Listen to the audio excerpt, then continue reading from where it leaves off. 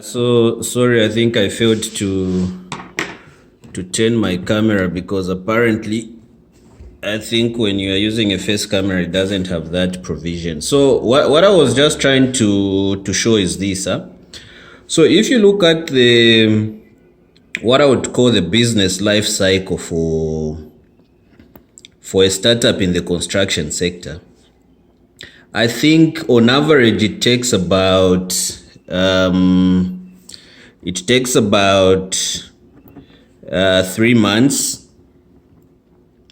It takes about 3 months to get a contract. So once you get this contract, it will take you, I think, about, if it's a small or maybe a relatively large contract, it will take you about 2 months to finish. And when you finish that project, it will take another 60 days, which is 2 months to finish. So already we are talking about 90 days there. We're talking about 60 days there.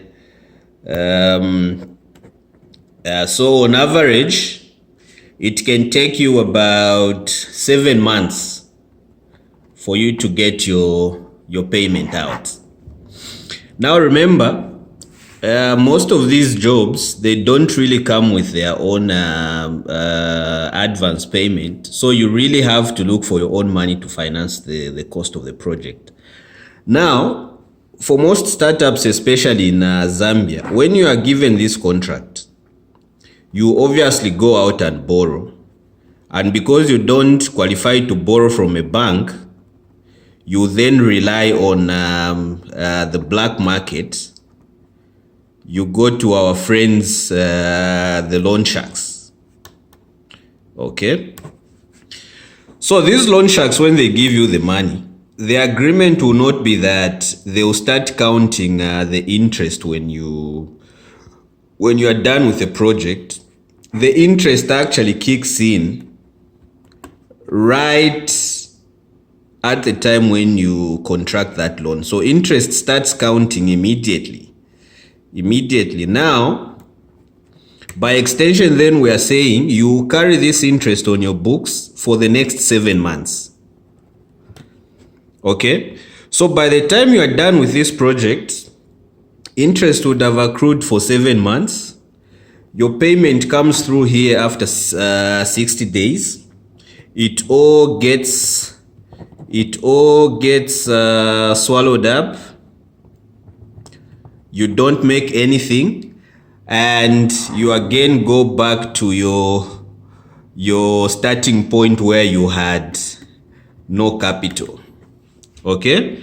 So at the end of the day, what happens? The struggle now continues. And if you are not lucky, this payment that you receive in the 7th month, it will all be swallowed up by interests and the cost of the materials. Then further to that, you will also be owing at the end of this project. You owe your workers salaries because you would have not paid. You owe labor hire if you don't have your own people. You owe for a lot of things, such that now this small project that you got where you were supposed to make profits, it will do what? It will leave you now in debt. Okay? So now you start struggling with debt. You start avoiding people's phone calls, relationships fold, things like that. So what really causes startups to be stuck in this web? For me, I think the biggest issue that is causing most startups to fold, it's because of this animal called selfishness. Yeah. So all the startups, I think we are selfish. Yeah, that's the point. We have to say it as it is. So I think some of us are asking, so if we were not selfish, what would have been the best way of dealing with this project so that we don't only make profits as a startup, but we also help other startups in the ecosystem to make profits, move their goods, so that at the end of the day, it's a win-win situation for everyone. We finish our project, we make money, we reinvest, and we grow. Sorry about that. So this is what I was thinking. So imagine for a guy like me here who's in construction, I get a job, right? I got a tender, or rather I get a tender there. This is a construction job, okay? Because it's a construction job, I obviously need construction materials, right? Construction materials which I'm not able to finance on my own.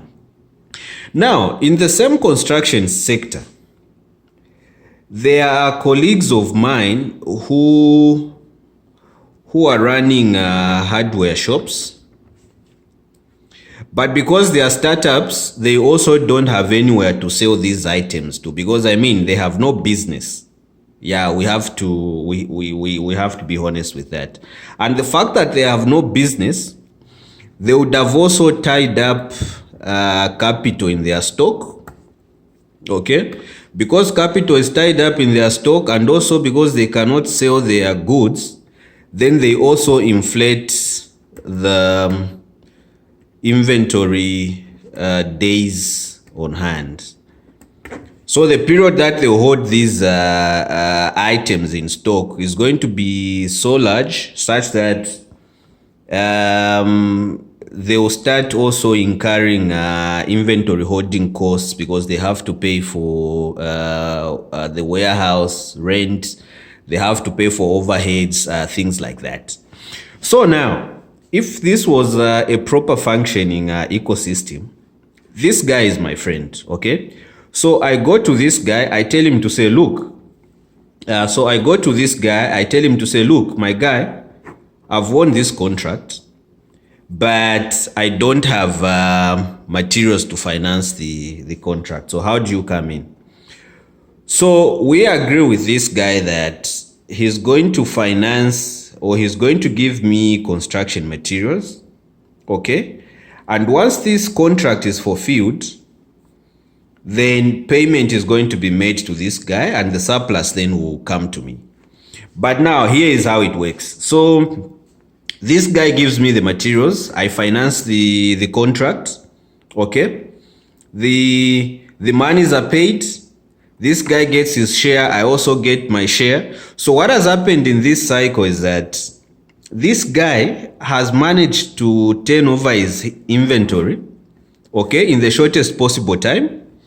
I've also managed to fulfill my contract without having any capital. At the end of the day, this guy has made profit, I've also made profit, and together we continue moving on this journey called entrepreneurship. Now, I know because of this animal called trust, startups really don't trust each other, because I think there's a fear that once this guy gets the payment, he will not channel the monies back to this guy. Now, you realize that in the finance industry, there's a product that is called, well, it's not really a product. I think it's some sort of agreement. They call it a tripartite agreement. Yeah. So with this tripartite agreement, me as a contractor and this guy as a supplier, okay, including the guy who has issued the contract, right? We can all go to one central place where me and the guy who has supplied, together with the owner of the contract, or the employer as it were, we sign an agreement where we instruct this employer now, the owner of the tender or the contract, to pay the monies when due directly into the account of the contractor. That's one option. The other option in that tripartite agreement, we can actually agree that a certain portion of the monies be sent directly to me and the other portion be sent to the person who has financed for the materials. So that way, you don't manage, you don't have to manage the risk of diverting the funds. So I think for me, that's a very secure way of doing things, because I mean, if this money is not paid according to the tripartite agreement, then it raises other legal issues. So if startups were operating in this type of ecosystem, trust me, we are all going to be smiling at the end of the day. No one is going to have their business choked because they can't pay anyone. No one is going to have their business folded because they are holding on to materials which they can't sell. It will be a win-win-win situation for everyone. So now the question which we all need to answer is, why are we not doing this? Well, maybe that's something that we can think about. It's food for thought. I just thought I could share. If it makes sense, kindly do share with other startup entrepreneurs. Thank you.